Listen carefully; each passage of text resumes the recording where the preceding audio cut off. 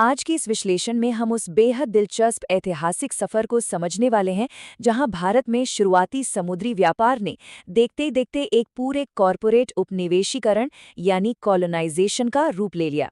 ये सिर्फ बीते हुए कल की कहानियां नहीं हैं, बल्कि इस बात को समझने की एक चाबी है कि कैसे सिर्फ मुनाफे की चाह ने एक पूरे उपमहाद्वीप की दिशा ही बदल कर रख दी।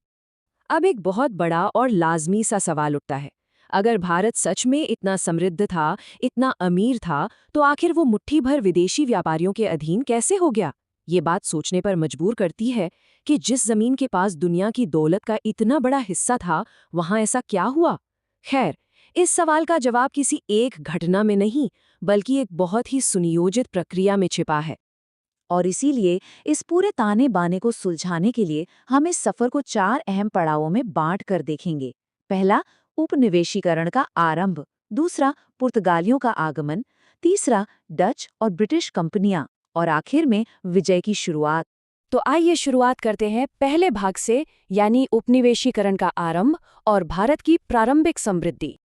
अब देखिए, जब हम उपनिवेशीकरण के आरंभ की बात करते हैं तो एक बात बिल्कुल साफ होनी चाहिए। यूरोपीय जहाज़ों के तट पर आने से बहुत पहले से ही भारत कोई खाली कैनवास नहीं था, बिल्कुल नहीं।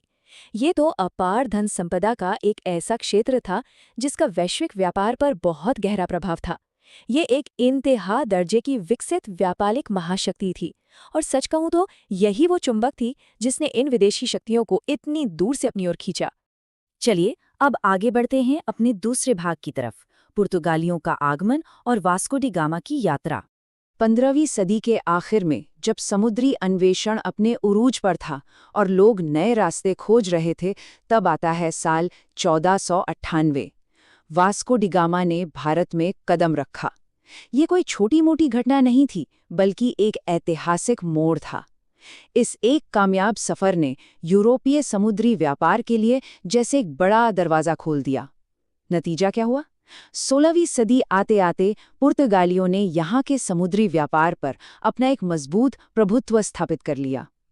अब आते हैं तीसरे और सबसे दिलचस्प भाग पर, डच और ब्रिटिश कंपनियां और कॉरपोरेट एकाधिकार का उदय। पुर्तगालियों के बाद जो कहानी में बदलाव आया वो सच में चौंका देने वाला है। इन नए विजेताओं को देखें तो ये कोई आम सरकारी या पारंपरिक सेनाएं नहीं थी।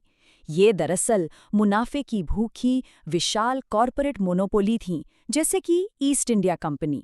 इन्हें अपने देशों से सिर्फ व्यापार करने का लाइसेंस नहीं मिला था, बल्कि वक्त के साथ साथ इन्होंने संप्रभु राज्यों की तरह अपनी राजनीतिक और सैन्य शक्ति का इस्तेमाल करना शुरू कर दिया। सोचिए, एक व्यापारिक कंपनी का इतना बड़ा रूप। अगर इन कंपनियों के काम करने की तरीकों को आमने सामने रखकर देखा जाए तो काफी बड़ा फर्क नजर आता है। एक तरफ डच ईस्ट इंडिया कंपनी थी, जिनकी रणनीति काफी हद तक कुछ खास क्षेत्रों और मसालों के व्यापार तक ही सीमित रही।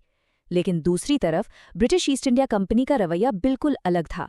उन्होंने 1600 से लेकर 1857 तक ऐसी आक्रामक और व्यापक विस्तार नीति अपनाई जिसने उन्हें इस उपमहाद्वीप पर सदियों तक अपनी पकड़ मजबूत करने का मौका दे दिया।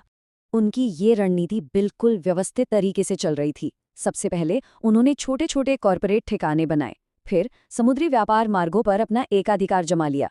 लेकिन उनका सबसे बड़ा मास्टर स्ट्रोक क्या था? वो था भारत के अंदर चल रहे स्थानीय राजनीतिक विखंडन और आपसी मतभेदों का पूरा फायदा उठाना। और इसी चाल की वजह से सत्ता का संतुलन बिल्कुल उनके कॉरपोरेट हितों की तरफ झुकता चला गया और व्यापार धीरे धीरे क्षेत्रीय नियंत्रण में बदल गया।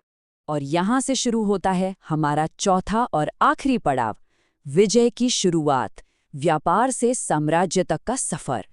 ये पूरी विजय कोई इत्तेफाक नहीं थी, बल्कि इसकी कार्यप्रणाली काफी स्पष्ट थी। पहला चरण, शुरुआती कॉरपोरेट ठिकानों का पूरी तरह मजबूत होना। दूसरा चरण, मुगल साम्राज्य का धीरे धीरे पतन, जिसने एक बड़ा पावर वैक्यूम यानी सत्ता का शून्य पैदा कर दिया। जब केंद्रीय सत्ता कमजोर पड़ने लगी तो इन्हीं कॉरपोरेट ताकतों ने वो खाली जगह भरनी शुरू कर दी। और फिर आता है तीसरा चरण, जो प्लासी के युद्ध जैसे फैसलेकुन मोड़ पर आकर अपने चरम पर पहुंचा। इसने पूरी तरह से कॉरपोरेट सैन्य शासन की नींव रखती थी। प्लासी के युद्ध की अहमियत को सच में कम करके नहीं आंका जा सकता। ये बस कोई आम युद्ध नहीं था, ये दरअसल वो सटीक क्षण था वो आखिरी निर्णायक मोड़ जहां ब्रिटिश ईस्ट इंडिया कंपनी के चेहरे से व्यापारिक भागीदार का वो मुखौटा पूरी तरह उतर गया और उस मुखौटे के पीछे से निकला एक शासक साम्राज्य। ये दिन वास्तव में सिर्फ एक सैन्य जीत का नहीं बल्कि इतिहास के सबसे बड़े कॉर्पोरेट टेकओवर का प्रतीक है। तो इस विश्लेषण को समेटते हुए एक बहुत ही गहरा सवाल सामने आता है। मुनाफे से प्रेरित इन शुरुआती कॉर्पोरेट एकाधिकारों ने एक ऐसा ब्लूप्रिंट तैयार किया जिसने दुनिया के इतिहास की दिशा को हमेशा के लिए बदल कर रख दिया। क्या इस प्रारंभिक कॉर्पोरेट एकाधिकार की मिसाल ने आधुनिक वैश्विक साम्राज्यों और आज के बड़े कॉर्पोरेशंस की कार्यप्रणाली को स्थायी रूप से बदल दिया है? ये एक ऐसा विचार है जो इतिहास और आज के हालात को एक साथ जोड़कर देखने पर मजबूर करता है। और इसी आखिरी सवाल के साथ हमारा आज का ये विश्लेषण यहीं समाप्त होता है।